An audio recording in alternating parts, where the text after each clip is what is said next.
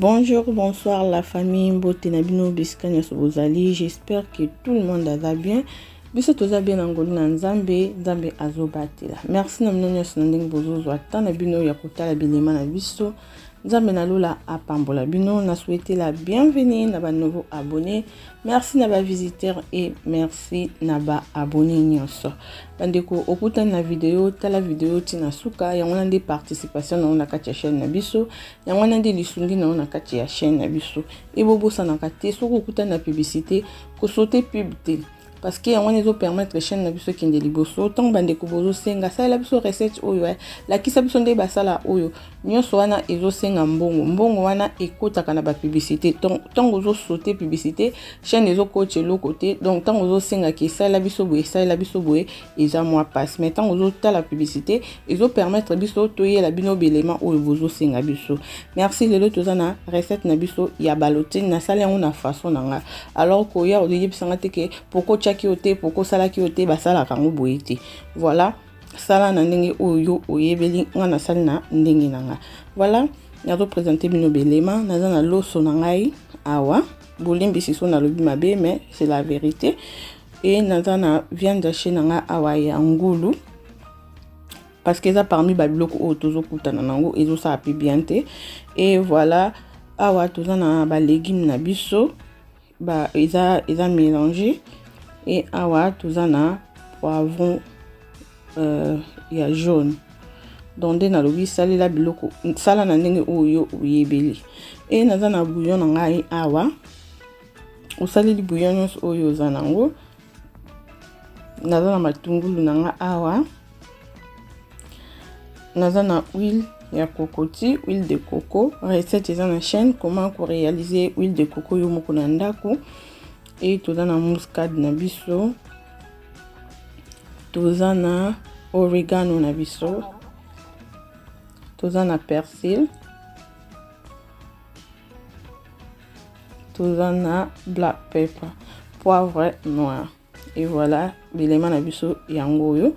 Et voilà awa na sokoli déjà loso nanga bandeko il faut ko sokola loso avant ko lambela yango na sokoli loso nanga esko awa na na bouillon nanga ndina lobi ça la bouillon nyoso zanango na tie bouillon nanga bouillé na kacha loso sali la quantité oyo ekosepelisa yo par rapport pe ya quantité ya biloko oyo ozo lamba voilà pour mutumsu sa yo ba pour nous tche lutu mobimba fa ko tcha lutu moko ya ndambo donc tcha eza par rapport ya ndenge olingelaka et puis par rapport ya quantité ya biloko zolambe et oyo tozwi huile de coco na biso tozo tcha so za na huile de coco te osaleli beurre yango na tolobaki bota vidéo tina suka parce que so tali vidéo tina suka question mususu tuna o comprendre déjà tolobela ki yango maintenant tali vidéo tina suka te o ya poser ka même question o déjà tolobaki na vidéo donc na lobi déjà ki so ko za na huile de coco te o ko ça la beurre voilà et toyi ko cha muscade na biso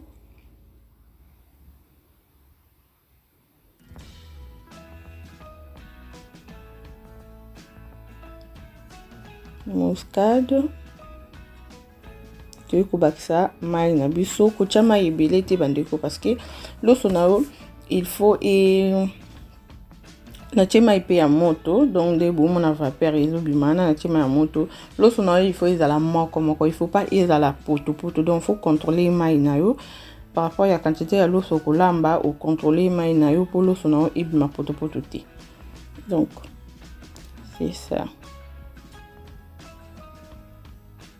Bien sûr so lingo sala ndinga na sali ke lingo sala na loso fo loso nezala moko eza ba sorte belé ya ko sala la recette ou eza ba modèle belé ya ko sala la recette ou ozo obligé te ka ko sala ndinga na sali ndena lobaki mutu sala bo ba sala kango boete o sali soko yebi façon tout ça ko sala lango o sali et voilà ana esko yo ko bakisa to moni loso na biso e kauki to esko ko cha ba légumes na biso et to kitisi vraiment moto na biso tina se nga moto na nga makasi za 6 mais na kitisi ngo tina 1 et bela kaka na vapeur et tozongi awa toyesko na étape mosusu.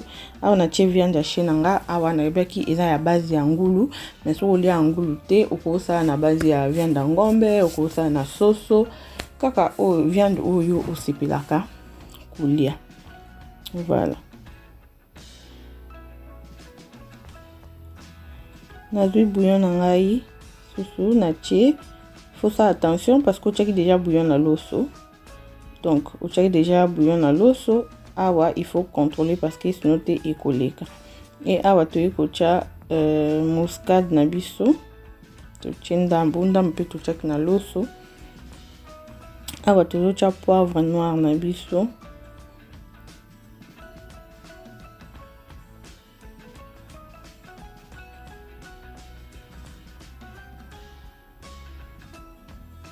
Et oregano, tout bâti oregano.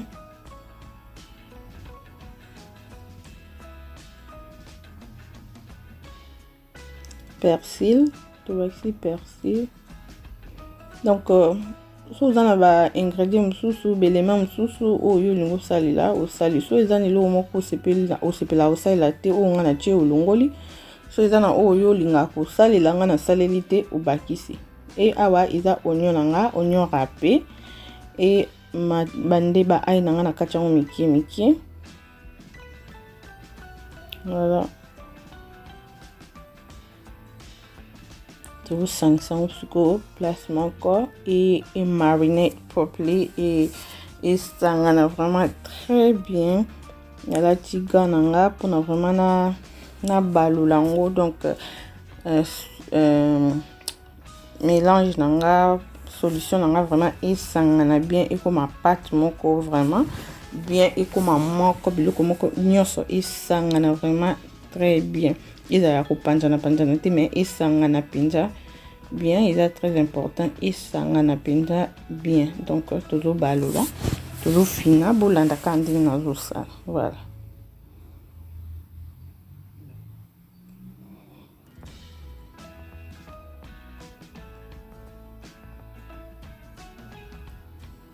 Et voilà, tozongi siko awa pona kobalula loso na biso o tobakisaki ba légumes toujours balula ngo esangana vraiment ba légumes na loso et puis na goût wana nyonso ya biloko totiaki esangana vraiment.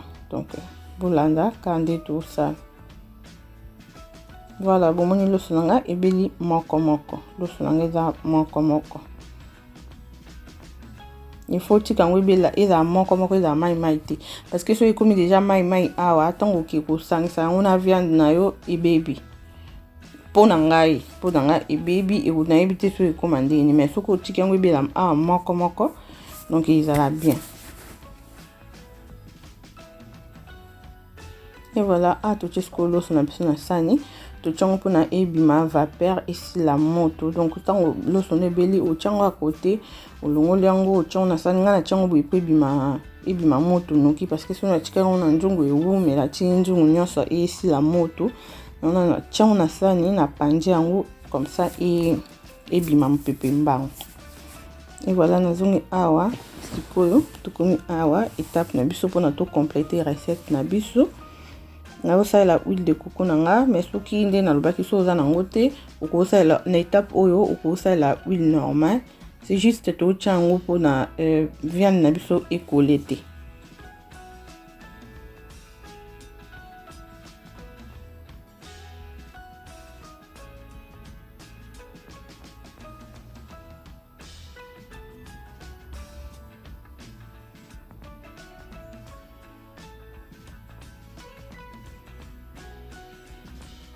Et voilà, tout est viande na biso auto mélange qui na ba ingrédients na biso. Et voilà, olanda nde na osala. C'est juste na zo tia yango pour na écoler te so tu huile te coller. Donc c'est ça, na saleli ka huile nanga ya kokoti. Mais so za nango te ekusela beurre okusela huile normale.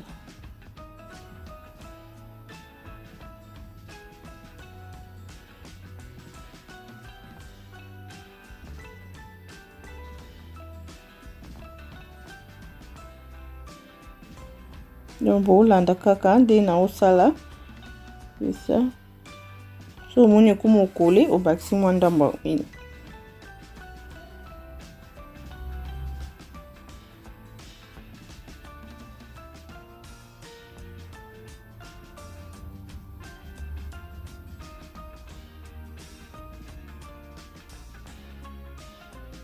Sikoyo tosisi tozwi loso na biso, mélange ya loso na biso tokomi kotia, donc bolanda kaka nde nazosala. Nazwi mélange ya loso na ngai nakomi otia.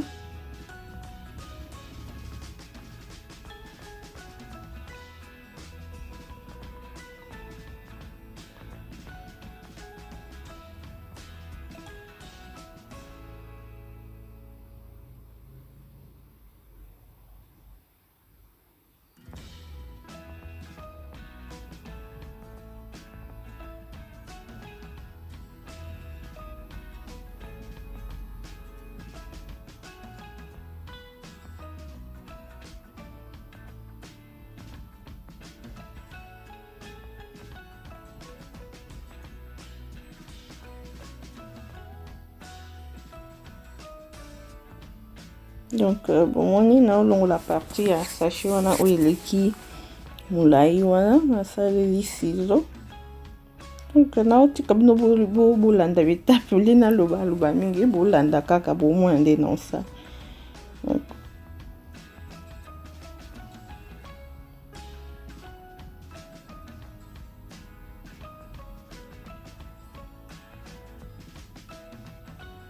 là na olinga yango bien parce que on a besoin de maïté. Donc on a le emballant vraiment très bien parce que il faut pas écouter maï.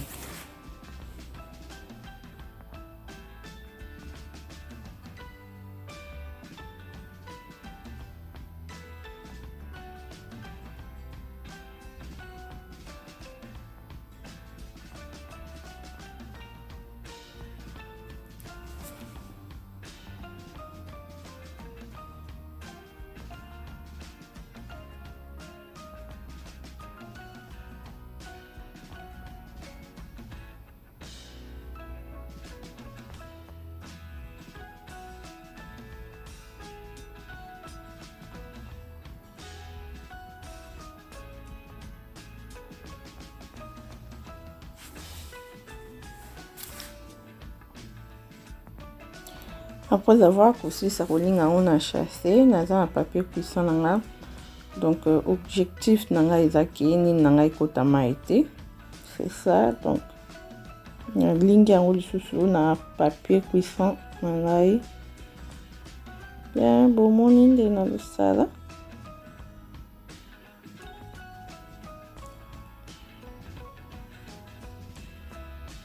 Et après avoir emballé on a papier cuisson, nazo emballé on lisusu na papier aluminium.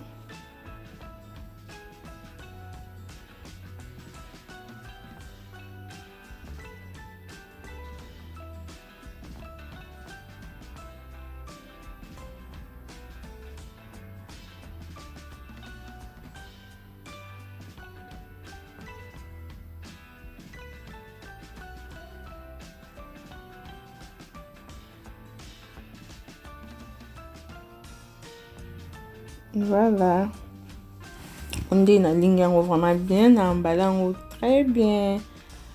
Donc c'est ça, ils ont facile. So l'indika on est dans sali ou active na yango, donc ils ont au kokana au sala on so landi ils ont facile. Là au moins facile zanati. Donc on emballant vraiment très bien, donc ma écoute. Ça. Et voilà, tout ça en dit mon abisso. La serviette na nassé. Naché.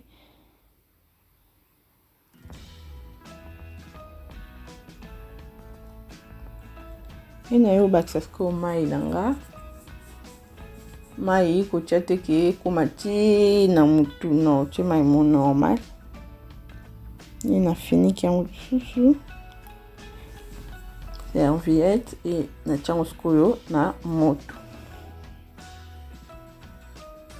Yala moni yango siko awa ndenge ezotuka eza kotoko njungu ekotoko njungu ekotoko mama azolamba. Yala awa siko mai na biso biloko na biso ebeli mai ekiti nde bomoni. Donc to retire yango na njungu totia yango pembeni totiki yango ekita mwa moto moke et voilà. Tokofongola nango ensemble na bino tomona résultat nango et bomona penza ekoti mai te. Donc moni même papier aluminium nanga bomoni mai eza te. Donc moni papier cuisson ebimi normal mai ekoti te. Voilà, c'est ça. Tout fond ensemble na bino o wana bomona na kati chassé eza mai te eza jus ya viande oyo ebimi na viande. Donc mai ekoti ata moke te.